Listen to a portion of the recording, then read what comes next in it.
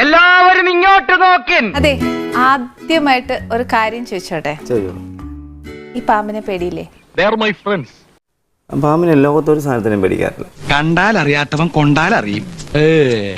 എനിക്ക് പേടിയുള്ള മനുഷ്യന് മാത്രമേ ഉള്ളൂ. ഈ പറഞ്ഞത് ന്യായം. ലോകത്ത് വിഷമുള്ളത് മനുഷ്യന് മാത്രമാണ്.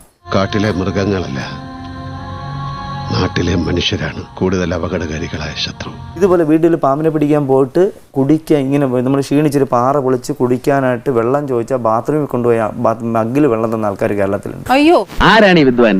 അവനെ കിട്ടിയ ചെവിക്കല്ല് നോക്കി ഒന്ന് കൊടുക്കാമായിരുന്നു. അതെന്തൊരു മനുഷ്യത്വമില്ലായ്മയാ. ഇതൊക്കെ എന്റെ അനുഭവങ്ങൾ. അപ്പൊ ഞാൻ എങ്ങനെയാ മനുഷ്യനെ കൂടുതൽ എല്ലാവരെയും സ്നേഹിക്കുന്നില്ല, അല്ലെങ്കിൽ എല്ലാ കൈപ്പേറിയ അനുഭവങ്ങൾ എനിക്ക് തന്നത് മനുഷ്യനാണെന്ന് തുടങ്ങി. ഇതൊക്കെ അവനവന് പറ്റുമ്പോഴേ പഠിക്കൂ. നമ്മളിപ്പം ഒരു അക്കാഡമിക് വയസ്സ്, നമുക്ക് വെറും വിദ്യാഭ്യാസം ഇല്ലാത്ത ഒരു വ്യക്തി വന്ന് 10 ആളുടെ മുമ്പിൽ പറയുമ്പോൾ ആ 10 പേര് അംഗീകരിക്കാൻ കുറച്ച് പ്രയാസം ബുദ്ധിമുട്ടായി. അതാണ്. പക്ഷെ ഞാൻ അങ്ങനെ ഞാൻ ഖണ്ഡിച്ച് പറയാൻ കഴിയും. എനിക്ക് നിന്നെ സമ്മതിക്കണം. ഒന്ന് എഴുന്നേറ്റ് ബഹുമാനിക്ക്.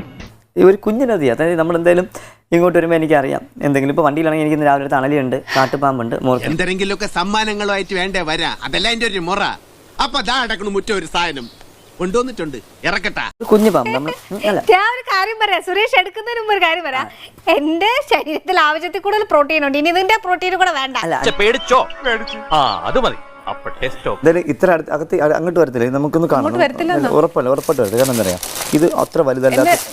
കുപ്പിയിൽ കാണിച്ചാൽ കയ്യിലെടുക്കണം. കുപ്പിയിൽ തന്നെയാണ്. ഇതാണ് എന്റെ ഈശോയെ, ഇത് വേണ്ട. അല്ലല്ല തുറക്കരുത് പ്ലീസ്. അല്ലല്ല, ഞാൻ പറയട്ടെ മാഡം. ഞാൻ ഇല്ലേ. എല്ലാവരും സ്വയം സൂക്ഷിച്ചോളണം. ഞാൻ ഇല്ല.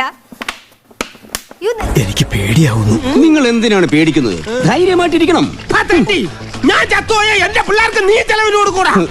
വാലിന്റെ അഗ്രം നോക്കിയാൽ അറിയാൻ പറ്റും. അതുപോലെ എനിക്കിഷ്ടപ്പെട്ടു, എനിക്കിത് വളരെ ഇഷ്ടപ്പെട്ടു. നിനക്ക് ഇങ്ങനെ തന്നെ വേണം. മൈ ഗോഡ്, തമ്പുരാന്റെ ഓരോ വികൃതികള്. ഇനി കസാര നീക്കിയിട്ട് ഞാൻ ഇരുന്നോളാം. ഒന്നും മനഃപൂർവ്വം അല്ലല്ലോ, കരുതിക്കുട്ടിയല്ലേ. മൊത്തം എത്ര ഈ പൈപ്പ് ഇരിക്കണേ കൂടി കൂട്ടി 4 മാഡത്തിന് പേടിയും കുറച്ച് മാറിയാൽ നന്നായിരിക്കും എനിക്ക് തോന്നുന്നു. കാരണം ഇല്ലെങ്കിൽ സാറിന് പണിയാവും. എന്തിനാടോ നായരെ വെറുതെ എന്റെ ബ്ലഡ് പ്രഷർ ഇങ്ങനെ കൂട്ടണേ. ഇന്നത്തെ എപ്പിസോഡ് എന്ന് പറയുന്നത് എനിക്ക് ഇതുവരെ ഞാൻ എപ്പിസോഡ് ചെയ്താൽ ഇത്രയും ടെൻഷൻ പിടിച്ച് പാൽപിറ്റ് ചെയ്തിട്ടുണ്ടോ തന്നെ എനിക്കറിയില്ല. എന്ത് ചെയ്യാനാ, അതെന്റെ തൊലിയുമായിട്ട് ഇഴുകി ചേർന്ന് പോയി. ഇനി ഒന്നുമില്ലല്ലോ പറയാനെ കൊണ്ട്. ഒന്നുമില്ല, പോവാ. അങ്ങനെ പോവല്ലേ.